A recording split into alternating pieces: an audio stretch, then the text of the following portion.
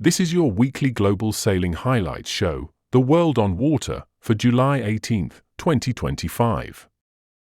The RORC-Cowes Offshore Racing Series is designed for Corinthian international teams, racing in boats of all shapes and sizes. 7 races all starting from Cowes, with the Cup-ROLEX Malo race bring the 5th, with OVW 170 teams taking part. Farr 100, Leopard 3, skippered by Joost Schuijf, completed a remarkable hat-trick, taking line honours, winning IRC Zero, and claiming overall victory on corrected time, under IRC, to win the historic King Edward VII Challenge Cup.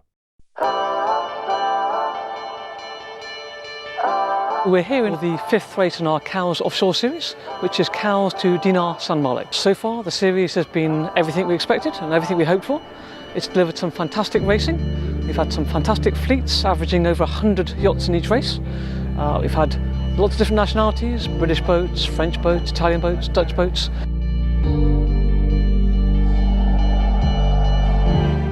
We know each other well, so we go along with each other well. So what's very important on board is fun. It's not getting first. Hopefully we're not getting last. It's also, we want to race, but it's about fun. It's about nice sailing. We are attending now for the 4th time already. And what is pretty nice is look around between all these nice boats. So it's actually amazing arriving here and seeing like the bigger boats. We actually came under sun this morning, and Leopard was doing like his training, and we crossed it, and it was just amazing to see the difference between the two sizes of the boats. We actually have like the 12th lowest rating of the whole race, so it will be quite fun to see them like fly by us and start and never see them again.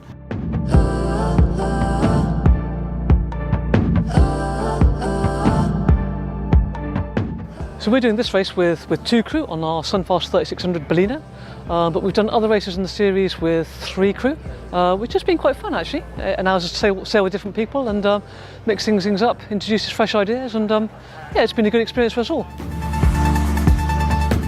So the crew came together as kids when we learned sailing together. We come from Malo, and we've seen like the race finish there and all the big boats are arriving. And we really set our sight on Cup-ROLEX as our first big race because we really wanted it to be like something special.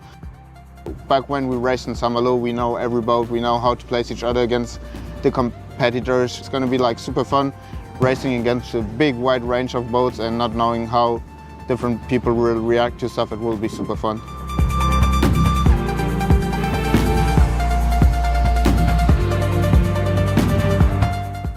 The start was really good. We had a really great start. The second boat on the line, I think. And then a lot of spinnaker tactical movement between the boats. Just past Needles and are heading now towards Alderney.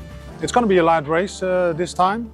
We are in the midst of a high pressure system, waiting for some new breeze. To make some really tactic choices, because the weather is going everywhere. We never raced at night in the channel with AS, avoiding the cargo, so it will be really, really exciting to see how it goes. It's a super beautiful night, super clear, lots of boats around us. We're going to try to catch up. There's a few boats in front of us, which we think we are going faster. So the goal of the night is to come closer to them. Saturday morning we are passing Les Hanoï. We had some light winds tonight. We're finding some breeze again. And after Les Hanoï we are pointing to Malo. We just arrived in Malo. We really loved this race. It was a super great experience. It was really competitive, a really good spirit. We're definitely gonna come back next year, and we had a lot of fun.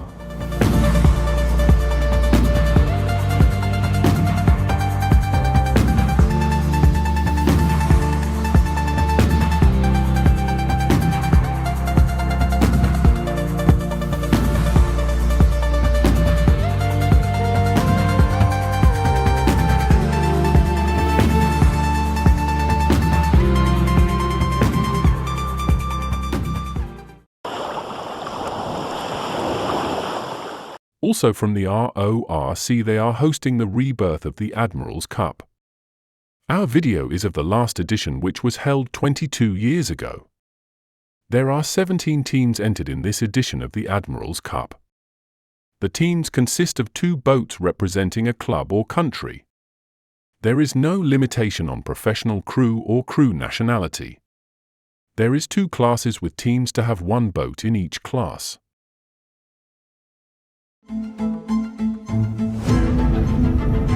Well, the inshore part of this race is nearly over. They've been going about half an hour. They're soon to turn right out the back of the Isle of Wight into much tougher conditions.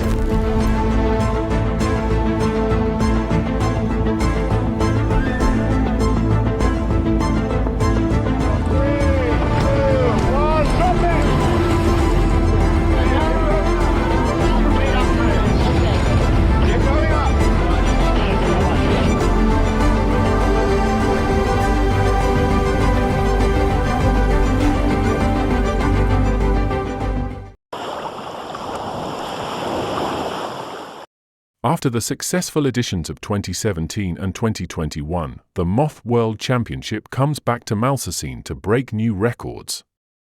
The 2025 Moth World Championship officially kicked off on the waters of Lake Garda, hosted by Fraglia Vila Malsasine. A total of 137 sailors representing 25 nations faced the first day of racing in conditions that were anything but typical for Malsasine, with unstable weather creating a complex, yet exciting, opening.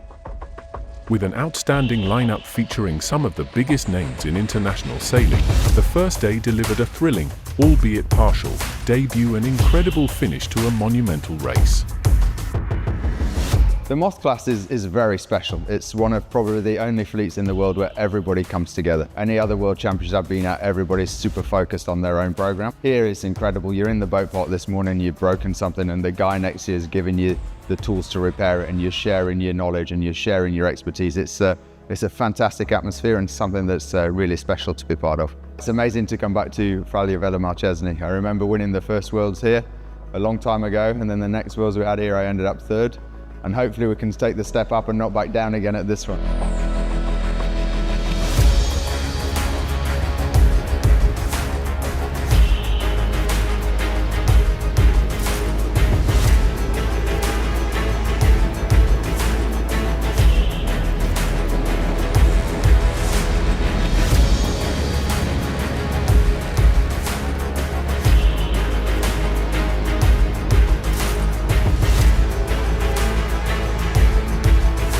I'm pretty happy with how the day went. I think a lot of the top guys had a lot of issues today in one of the 2 races, and I sort of kept it clean. And I got a 4 and a 5, which I think is just nice keepers for the first day of the regatta, especially in a really variable day with storms hanging around and all the rest. So I'm pretty happy to be, in this position at the top.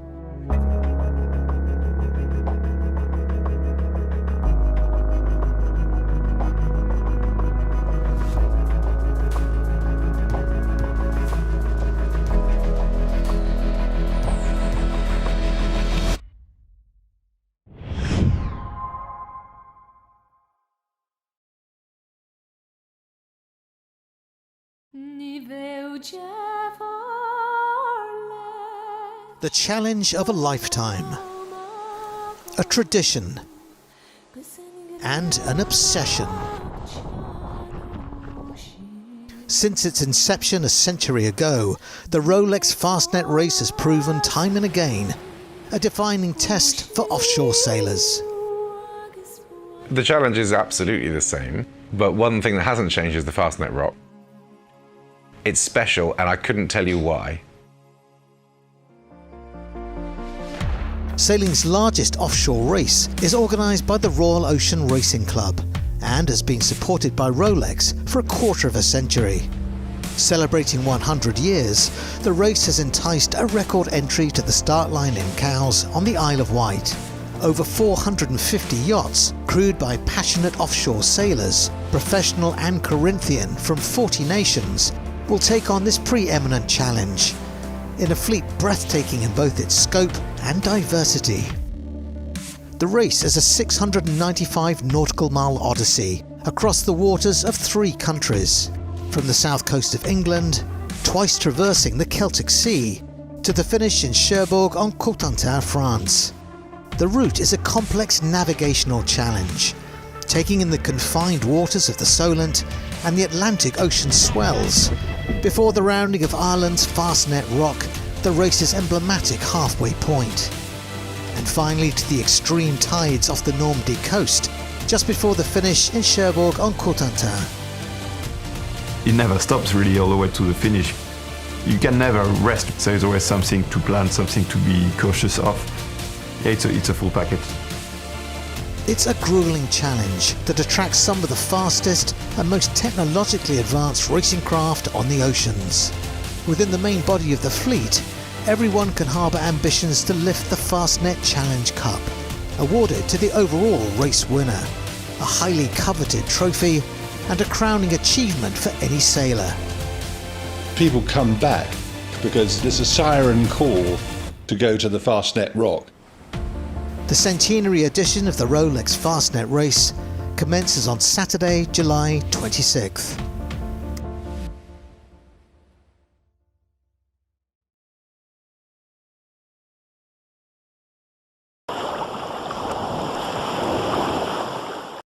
After nearly 4 days at sea, the first monohulls have crossed the line, with the duel between Iolos and De Get 5 coming down to the wire. The two boats battled through everything from dead calms to 50-knot gales. In a stunning display of seamanship, De Get 5 suffered a broken wind instrument in the final, brutal Meltemi blast, but continued to fight, finishing just 11 minutes behind the larger Iolos. See the exhausted smiles and hear from the crews who pushed themselves and their boats to the absolute limit.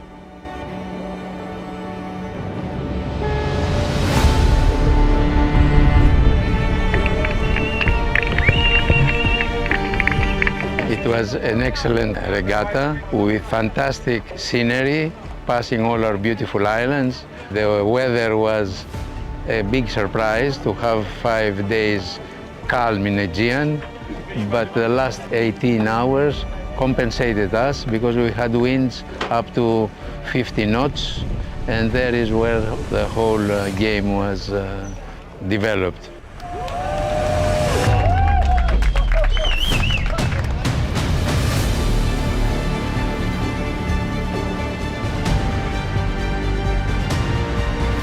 It was much longer, obviously, and it was what was difficult for us. It was a lot of no-wind zones in between. Great, but we were 5 times in complete zero wind.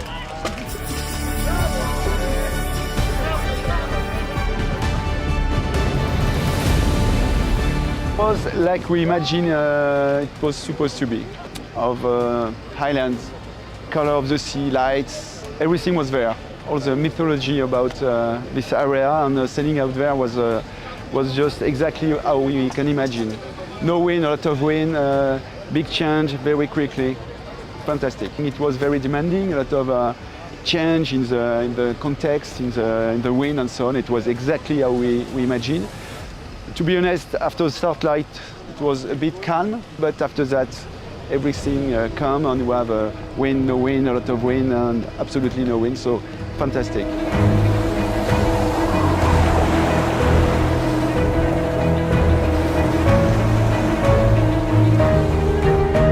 I've raced in 4 Transpac races. I've raced in the Bermuda race. I've raced Mexico many times, but this race, I don't know, I can't really break it down in words. The sunsets and the moonrise, the sunrise in the morning, the whole sky is orange.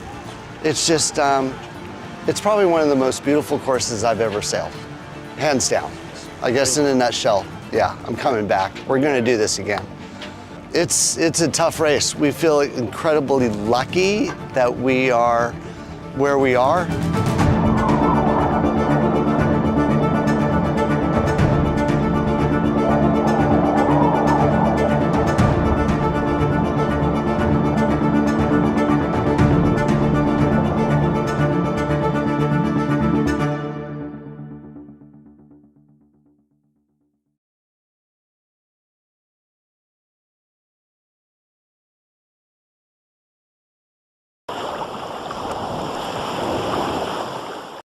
The third day of racing at the 2025 Moth World Championship on Lake Garda was another start-stop affair. The first Blue Fleet race was sailed in a brisk 22 to 25 knots, while the second saw slightly lighter conditions around 18 knots, but the wind dropped again, and at 5 p.m. AP/A was displayed for both fleets, postponing further racing.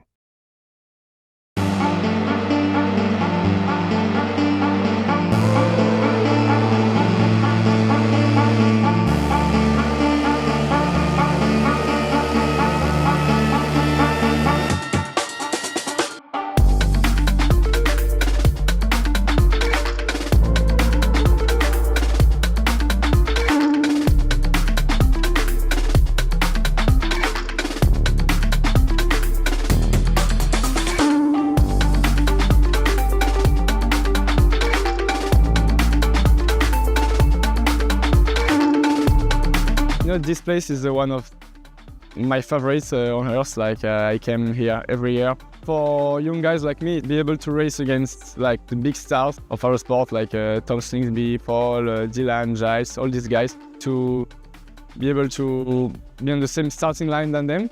So that's the first thing. And second, it's the Moth is one of the big development class in the world, and the speed is increasing every year, and I learn many skills. It's really interesting, I think, for everyone, and we learn a lot every day.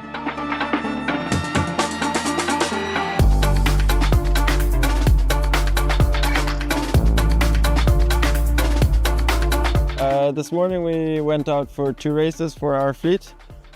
Started off quite windy and quite choppy, but was good fun to finally sail in some breeze again. And it was fun to battle out with the top guys. I ended off with 2 seconds, but overall it was a very fun day on the water.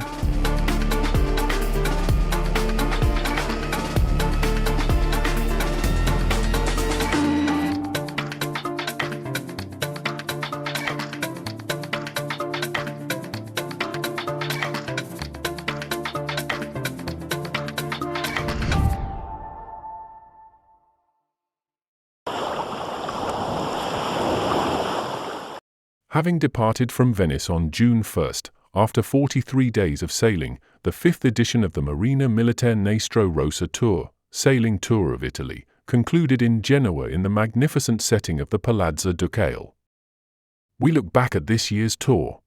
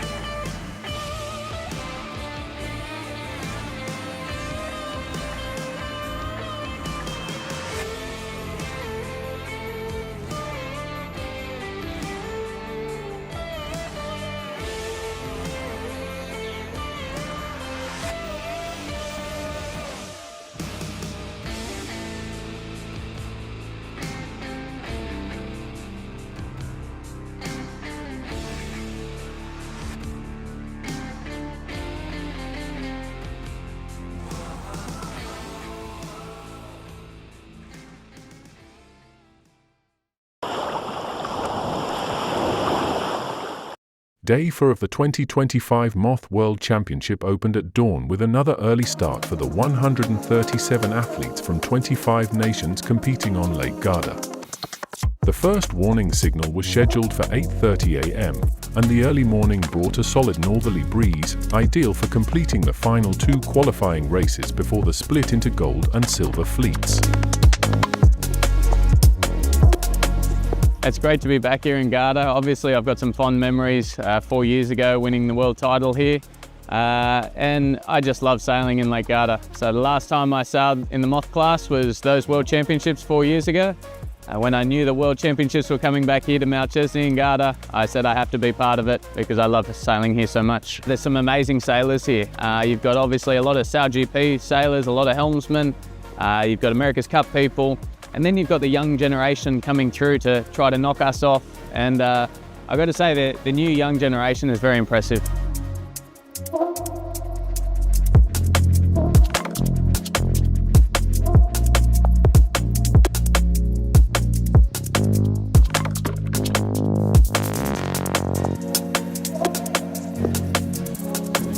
We just finished up the 4th day of the Moth World Championships, and we just finished our first Gold Fleet race. I managed to get a win, which I'm super happy about. In the morning, we were able to only get 3 races off in the Polaire. It died pretty early, and then the fleets came ashore, and we were waiting for the Aura, which came in really nice and strong. But then unfortunately, after the first Gold Fleet race, rainstorms were coming in from the north, and we got sent ashore because the wind died. Then the Polaire came back in, and now there's kind of not so much wind again and out of various directions. So we're still holding on shore, but I assume probably no more racing for today.